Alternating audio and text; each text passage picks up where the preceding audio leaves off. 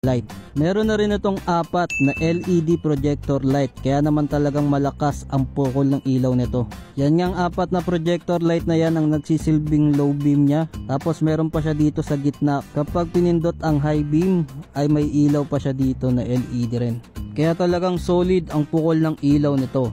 Napakalaking bagay lalo na kapag sa gabi nagbibiyahe. Narito naman sa bandang ibaba yung kanyang LED turn signals. Tapos ito ay naka-telescopic fork sa unahang suspension.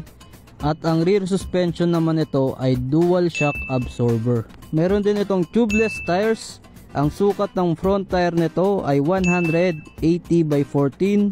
At ang rear tire naman ay 120 70 by 14. Disc brake ang harap at likod na preno nito.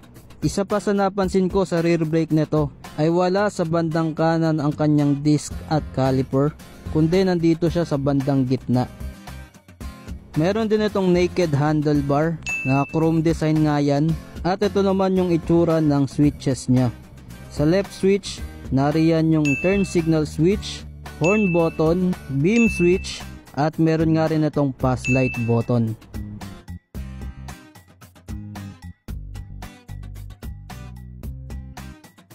Sa right naman, nariyan yung kanyang electric start, headlight switch, at yung kanyang engine kill switch.